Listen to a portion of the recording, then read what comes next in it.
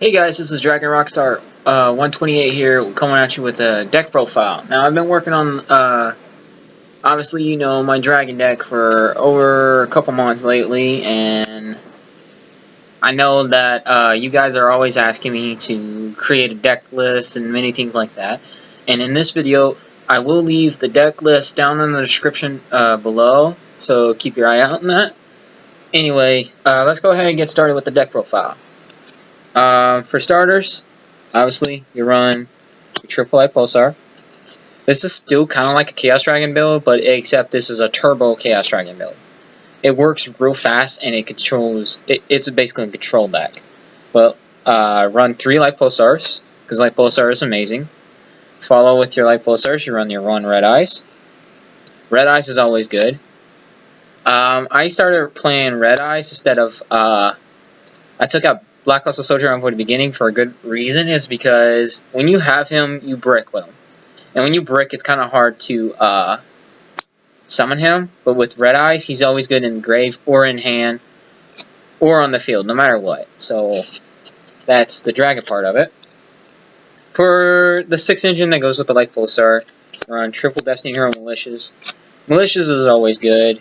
He goes good with your Plaguespreaders. He goes good with your Global. Many things that I run in this deck. He's always amazing. He helps me summon out Leo. He helps me summon out a lot of other monsters. It's just amazing to have Destiny Hero Malicious here. So that's it for all my big boss monsters of the deck. Now for the mill engine kind of deal of the deck, I run triple Lumina, because Lumina is always good. Plus, it helps you recycle through your graveyard a lot, and it helps get rid of those cloggy hands of yours. Same with like Lightpulsar, it helps you clog out from your hands. You run triple Lumina, double Raiden for the Lightsworn count. I'm running 2 Raiden because 3 keeps the clog. I kept drawing more Raiden more than I keep like drawing at least 2 of them in my hand, which is times I don't really want. Times I didn't need, but double Raiden. Raiden's good for your first turn plays sometimes, but you always want to go for the Lumina play more than Raiden. So that's the reason why I run double Raiden. I run double Wulf. Wulf is okay in my perspective. At times I don't ever really draw him, really. Times that I test played him, I used to draw 3 Wolves, but a change on that. I kept drawing it when I had it at 3, and it just kept clogging up. But Double Wulf seems to do okay. It's pretty good. And then for the final Lightsworn monster I run the 1 Minerva. Minerva does pretty good, and it's good to go for big synchro plays. But usually I use her for the extra mill and just the ditch target. So that's it for all the Lightsworms. Lightsworm count. For the Speedroid Terrortop engine, obviously I run, for like more of the mill engine, I run Speedroid Terrortop. I run 2 Speedroid Terrortops. Usually at times, I seem to draw him more at 2 than 3 when I kept test playing him. And then, obviously, the Taketomborg because you need it for the engine. Speedroid Terrortop is pretty good and amazing. I didn't really think about it to put in this deck that I thought it would be. But 2 seems to do okay. For the new engine that I'm starting to play, because I love this card. For starters, the tour guide. And then for the big power of the deck is Sangan. Now, Sangan's helping me out by getting a lot of the cards from my deck to my hand. Those of you that don't know what Sangan does, if this card is sent from the field to the graveyard, you can add 1 monster from your deck to your hand with 1500 or less attack. And you can only use it once per turn. It's pretty amazing, and it works perfectly. Now, Tour Guide, on the other hand, helps me bring out the Sagans. It helps me go for Dante. You need Dante in this deck. Dante is the main combo for this deck. But anyways, I'll talk about the extra deck later. But Sangan is an amazing card because it helps you get your Tour Guides. It helps you get your Speedroid Terrortops, your Luminas, your Minerva if you need it. It just helps you go through your whole deck, and it helps you get a lot of cards. It's more utility. I kind of like the Sangan. For the banishing the king, or I mean the queen of all cards. No matter what, I love her. Fairy Tale Snow is amazing. I only use her at 2. You can run 3 in the deck if you feel like it, but 2 does pretty well. She is the reason why this deck is so good and so powerful. When she's in the graveyard, you're gonna win. If you misplay with her, I don't see why. She's amazing. She helps through. She's basically helps the utility of the deck. For my hand trap, I only run 1. Obviously, is MAXX. If MAXX was never limited, I run it at 2 or 3. MAXX is amazing in this format. No matter what, when they hit it, no matter what, how many times they hit this card's always amazing. I love MAXX, and it helps you win sometimes when you have it. When you see it, you win. For the tuner aspect, besides Raiden and the Minerva, I run double Plaguespreader Zombie and the 1 Glow Bolt.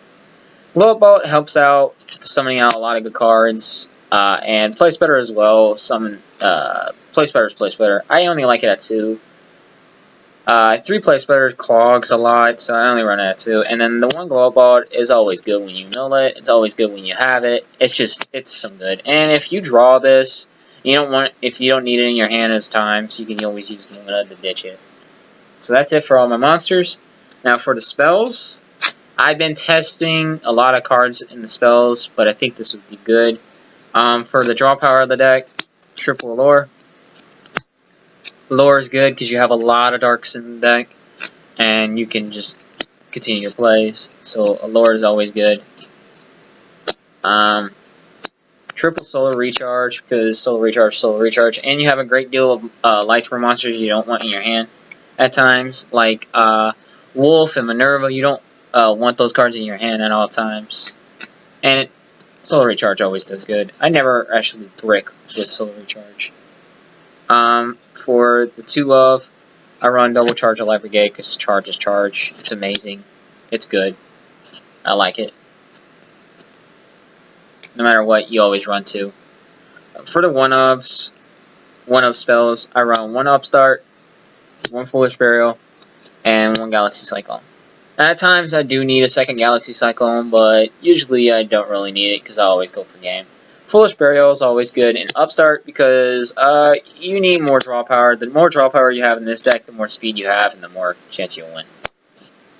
And then for the last parts of the deck, for the last 2 cards, I run trap cards. I'm starting to run traps now. Ain't that a sucker? 1 Solemn Warning, or 1 Solemn Warning and 1 Solemn Strike. They're too good. They're too good not to play. In this format, they're amazing. If I had a chance, I'll probably take out the Solemn Warning for another Solemn Strike. But I don't have another. I don't have a Solemn Strike yet. The Solemn Warning is amazing. These help you win. So that's it for the main deck. I'll go with the side deck. Sorry for the sleeves. They're quite different than them. I just got those sleeves today and I'm about to start switching these out. But I had to make this deck profile in a hurry. 3 DD Crows.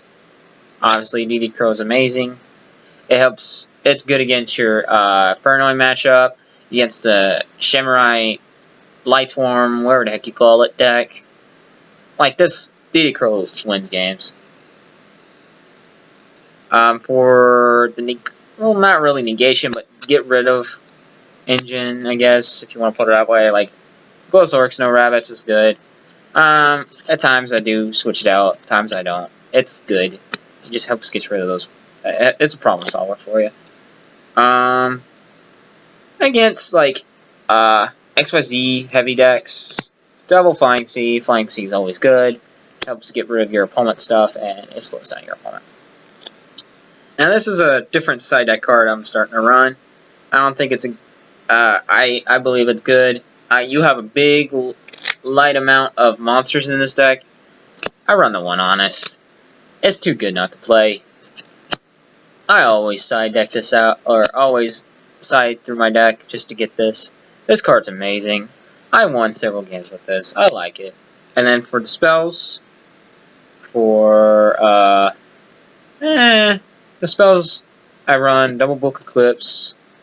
Book Eclipse is good, especially if you want to go for game. For the destruction aspect of the deck, 1 Regeki, double dark holes. Obviously, there's no explanation. They're too good not to play. And then for your opponent destruction, if they try to get rid of your back row, Starlight Road. Starlight Road's amazing. If you don't main or doesn't have the room to put Stardust Dragon in your extra deck, then you can still side deck these because either way it goes, it says you can special summon a Stardust monster. So either way it goes, you're still basically getting a free negation. So that's then of my side deck.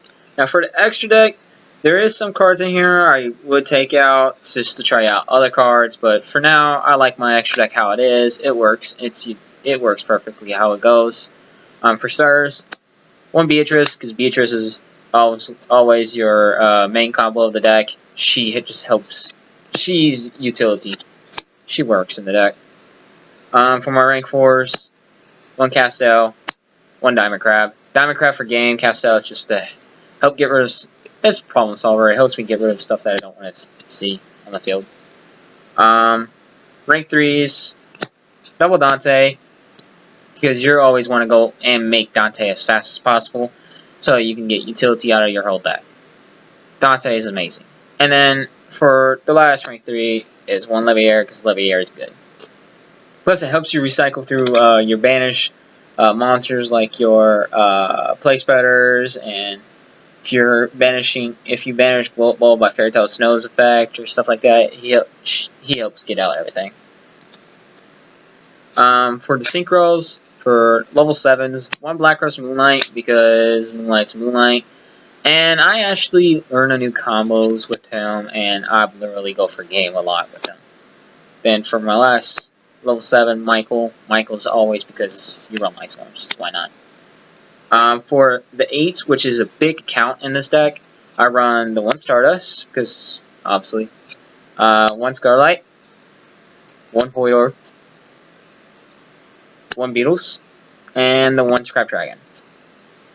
Now, Stardust, because of destruction, Scarlight for game, Void Orb for game, Beetles, because of the Scrap Dragon Beetles combo, I always love it.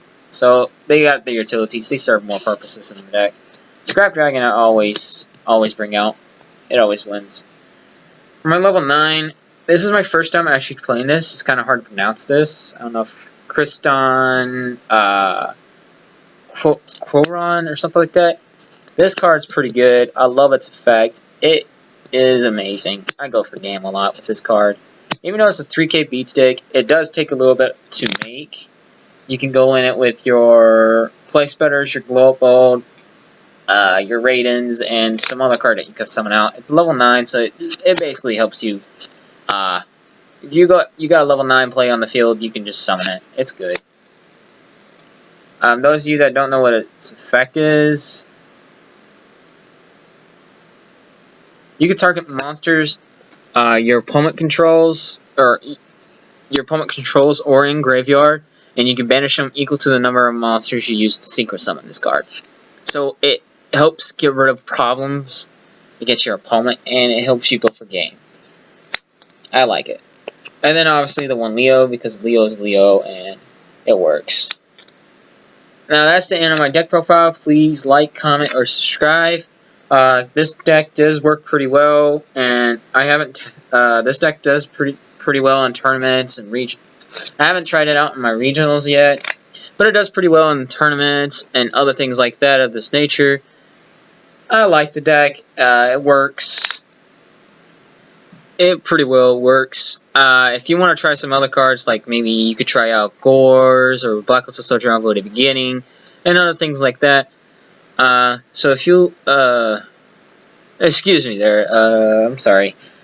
But if you ever want to try this deck out, please let me know down in the comments if this deck works for you. So like, comment, and subscribe. Otherwise, thanks for watching. This is Dragon Rockstar 128 here. Hope you enjoy. See ya.